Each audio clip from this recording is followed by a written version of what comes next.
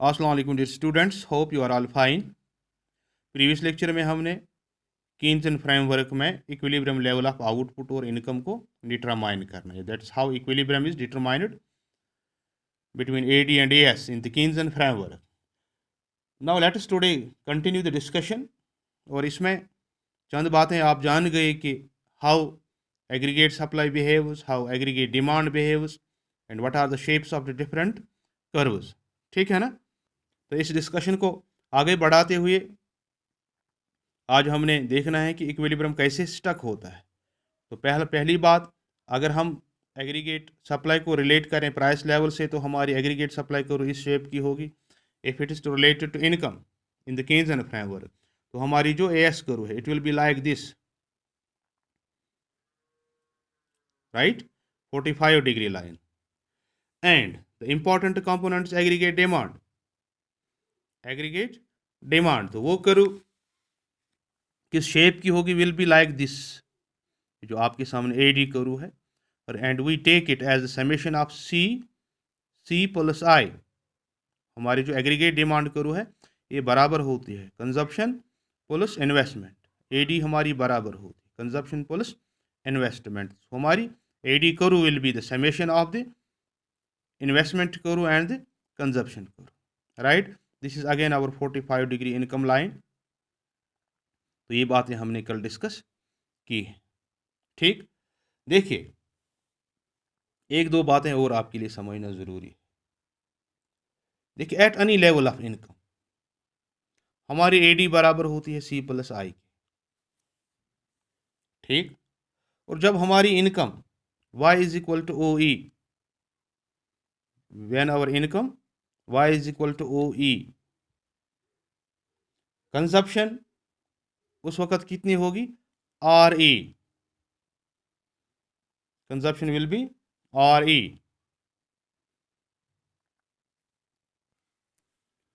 तो ये हमारा इन्वेस्टमेंट हिस्सा है, it is 20, EF is 20 and our RF is 60। 60 is the consumption, 20 is the investment। तो एग्रीगेट डिमांड कितनी होगी, 40 प्लस 20। अभी जो JR है, जो हमारा JR है, it is the part below this F, that is 20। यानी हमारी कंजप्शन कर्व के ऊपर से इतनी ही गैप बनेगी जितनी नीचे इन्वेस्टमेंट की गैप है। Here it is 20, here it is 20 and it's 40 plus 20 is 60 again। ठीक, अब इस पोर्शन में आई, यहाँ अगेन हमारी सेविंग इन्वेस्टमेंट 20 है, क्योंकि इट्स ऑटोनॉमस इन्वेस्टमेंट, और ये 80 है। 80 plus 20 is 100। तो our aggregate demand will be here equal to 100। ठीक, ये जो Y कर्व है हमारी, ये AS कर्व है। ठीक है ना? तो ये थोड़ी सी एक्सप्लेनेशंस है उन कर्व्स की जो इन्वॉल्व होती है in the determination of equilibrium. चलिए अब हम इक्विलिब्रियम की तरफ आते हैं, wire equality between AD and AS is, this is the graph showing equilibrium between AS and AD। देखिए, the point where AS and AD function coincide or equate, that is the point where the two functions intersect each other, points to the equality between AS and AD, hence points to equilibrium level of income, output and employment, and that point here is E। देखिए, explanation already आप जानते हैं। Y axis पे हम aggregate demand लेंगे, या X axis पे income, output and employment लेंगे। ये हमारी वो ऑटोनॉमस इन्वेस्टमेंट कर्व है, ये हमारी कंजप्शन कर्व है, और हमारी जो एग्रीगेट डिमांड है ये बराबर होती है C plus I, this gap plus this gap. देखिए, जो हमारी एग्रीगेट डिमांड कर्व है, ये आपको याद रखना है, ये पैरेलल चलती है कंजप्शन कर्व की। ये पैरेलल क्यों है? It's because of this constant autonomous investment, क्योंकि ये कांस्टेंट है, ये गैप यहाँ भी है। इस वजह से due to this constant investment the AD curve follows parallel to the consumption. ठीक, तो ये हमारी इन्वेस्टमेंट कर्व है, ये हमारी कंजप्शन कर्व है। हमारी एग्रीगेट डिमांड बराबर होगी सी प्लस आई, जैसे 20 + 40 प्रीवियस लेक्चर में आप प्रीवियस डायग्राम में आपने देखा, तो ये हमारी aggregate demand curve. This is our AS curve, income curve भी इसे कहा जाता है वाई कर्व। ठीक है ना। These two curves intersect at point E, this point is the equilibrium, this point is the point of equilibrium, right.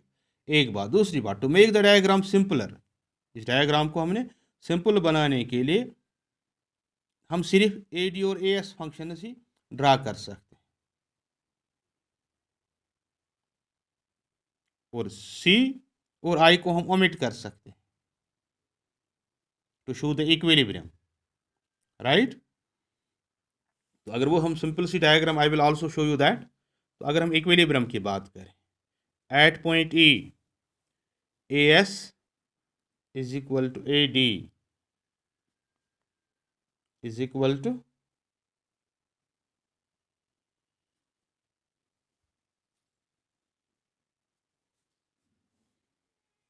E S, this is the point of equilibrium. ES is the output, income, employment, कितना generate होता है, right.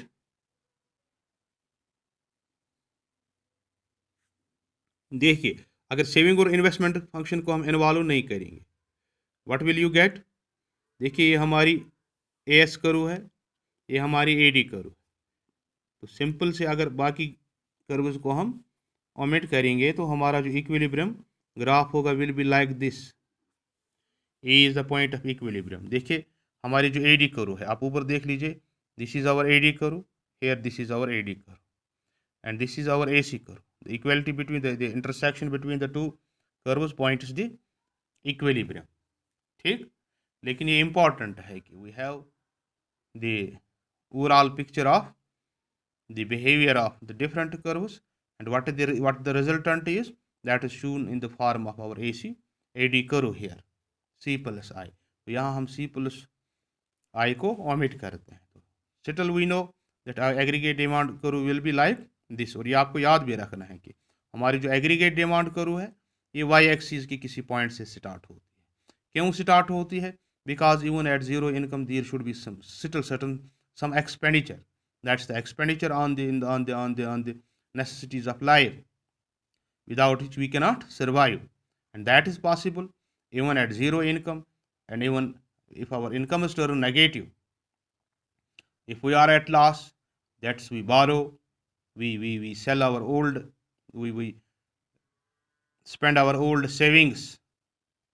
उस सूरत में हमारी जो income है, it means it's turning in negative, that is even at zero income और below zero income there is settle some consumption important for the survival of an individual। ठीक है ना। तो ये बातें आपने याद रखनी है। तो इसके लिए इतना ही आपको याद रखना है कि how equilibrium is here stuck between the two. ये पहला अप्रोच है, AS and AD. In the next lecture we will also discuss the saving and investment approach.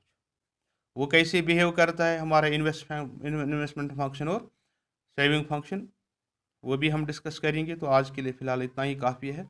अगर कोई प्रॉब्लम आती है आपको ये अंडरस्टैंड करने में, मुझे एसएमएस कीजिए, व्हाट्सएप कीजिए, फ़ोन कीजिए, और even you can approach me at your school. I am there at your disposal to guide you. तो घबराने की ज़रूरत नहीं है, आप मेरे पास आइए, by any means contact me, I am at your disposal। Thank you very much, have a nice day।